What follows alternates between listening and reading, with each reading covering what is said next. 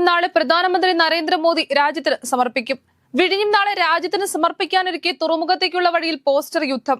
പ്രധാനമന്ത്രി നരേന്ദ്രമോദി, മുഖ്യമന്ത്രി പിണറായി വിജയൻ, മുൻ മുഖ്യമന്ത്രി ഉമ്മൻചാണ്ടി, VS അച്യുതാനന്ദൻ എന്നിവരുടെ പോസ്റ്ററുകളാണ് വഴിനീളെ പതിപ്പിച്ചിരിക്കുന്നത്. അതേസമയം മുഖ്യമന്ത്രി പിണറായി വിജയനെ പരിഹസിച്ച് പ്രതിപക്ഷ നേതാവ് VD സതീശൻ. വിഴിഞ്ഞം പദ്ധതിയുടെ പേരിൽ UDF-നെതിരെ 6000 കോടി രൂപയുടെ അഴിമതി ആരോപിച്ച പിണറായി വിജയൻ ഇപ്പോൾ വിഴിഞ്ഞം പദ്ധതിയുടെ ക്രെഡിറ്റ് എടുക്കുകയാണെന്നാണ് VD സതീശന്റെ പരിഹാസം. സെക്രട്ടേറിയറ്റിന് മുന്നിൽ ആശാവർക്കർമാർ നടത്തിവന്ന നിരാഹാര സമരം അവസാനിപ്പിച്ചു.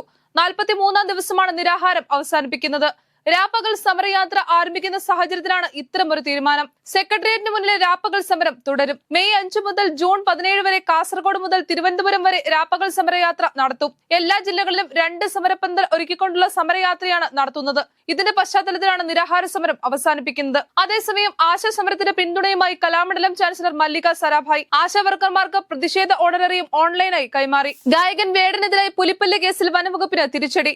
മൃഗവേട്ടയോ വ്യാപാരമോ നടത്തിയതിന് തെളിവില്ലെന്ന് മാത്രമല്ല, വേടനിൽ നിന്ന് പിടിച്ചെടുത്തത് പുലിപ്പല്ലാണെന്ന് ശാസ്ത്രീയമായി തെളിയിക്കപ്പെട്ടിട്ടില്ലെന്നും കോടതി പറഞ്ഞു. അതേസമയം റാപ്പർ വേടൻ നിയമലംഘനം നടത്തിയിട്ടുണ്ടെങ്കിൽ ശിക്ഷിക്കട്ടെ എന്നും, എന്നാൽ ചില ഉദ്യോഗസ്ഥർ അമിത താല്പര്യമെടുത്ത് ആഘോഷമാക്കുന്ന രീതി അഭികാമ്യമല്ലെന്നും രാജ്യസഭാ MP ജോൺ ബ്രിട്ടാസ്. വേടനെതിരെ ധൃതിപ്പെട്ട് കേസെടുത്തതും അറസ്റ്റ് ചെയ്തതും എന്തിനായിരുന്നുവെന്ന് പരിശോധിക്കപ്പെടണമെന്ന് CPM സംസ്ഥാന സെക്രട്ടറി MV ഗോവിന്ദൻ പറഞ്ഞു. എന്നാൽ വേടൻ പറയുന്ന രാഷ്ട്രീയത്തെ അടിച്ചമർത്താനുള്ള ആയുധമായി ലഹരിക്കേസ് ഉപയോഗിക്കുന്നത് ശരിയല്ലെന്ന് ഷാഫി പറമ്പിൽ MP വ്യക്തമാക്കി. സംസ്ഥാനത്തെ ജയിലുകളിലെ RSS അനുഭാവികളായ ഉദ്യോഗസ്ഥർ കുമരകത്തെ റിസോർട്ടിൽ യോഗം ചേർന്നു. രാഷ്ട്രീയ അടിസ്ഥാനത്തിൽ സംഘടിക്കരുതെന്ന ചട്ടം ലംഘിച്ചായിരുന്നു യോഗം. സംഭവത്തിൽ ഉൾപ്പെട്ട ഉദ്യോഗസ്ഥരെ സ്ഥലം മാറ്റി സർക്കാർ നടപടിയെടുത്തു. ബംഗളൂരുവിൽ വിദേശ വനിതയെ മരിച്ച നിലയിൽ കണ്ടെത്തി. ചിക്കജാലയ്ക്ക് സമീപമാണ് നൈജീരിയൻ സ്വദേശിയായ ലാത്തിന്റെ മൃതദേഹം കണ്ടെത്തിയത്. കഴുത്തിലും തലയിലും മുറിവുകളേറ്റ നിലയിലാണ് മൃതദേഹം. കൊലപാതകത്തിന് ശേഷം റോഡരികിലുള്ള മൈതാനത്ത് മൃതദേഹം ഉപേക്ഷിച്ചതായാണ് പോലീസ് സംശയിക്കുന്നത്. ഇസ്രായേലിൽ കാട്ടുതീ പടരുന്നു. ജെറുസലേമിന്റെ പ്രാന്തപ്രദേശങ്ങളിലാണ് കാട്ടുതീ പടരുന്നത്.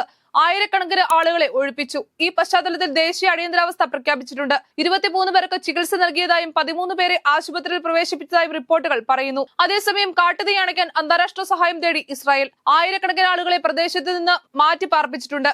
നിരവധി പേർക്ക് പരിക്കേറ്റിട്ടുണ്ടെങ്കിലും ഇതുവരെ മരണമൊന്നും റിപ്പോർട്ട് ചെയ്തിട്ടില്ല. വാഗ അതിർത്തി അടിച്ച് പാകിസ്ഥാൻ. പഹൽഗാം ഭീകരാക്രമണത്തിന്റെ പശ്ചാത്തലത്തിൽ ഇരു രാജ്യങ്ങളും സ്വീകരിച്ച നിയന്ത്രണങ്ങളുടെ ഭാഗമായിരുന്നു നടപടി. ഇന്ത്യയിൽ നിന്ന് തിരിച്ചു പോകുന്ന പാക് പൗരന്മാരെയും അതിർത്തി കടക്കാൻ പാകിസ്ഥാൻ അനുവദിക്കുന്നില്ല. കാൽമുട്ടിന് പരിക്കേറ്റതിനെ തുടർന്ന് മുംബൈ ഇന്ത്യൻസിന്റെ മലയാളി താരം വിഘ്നേഷ് പുത്തൂരിന് ശേഷിക്കുന്ന IPL മത്സരങ്ങൾ നഷ്ടമാകും.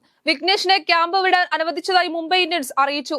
പകരം പഞ്ചാബിൽ നിന്നുള്ള സ്പിന്നർ രഘു ശർമ്മയെ സ്ക്വാഡിൽ ഉൾപ്പെടുത്തിയതായി മുംബൈ ഇന്ത്യൻസ് സോഷ്യൽ മീഡിയയിലൂടെ വ്യക്തമാക്കി.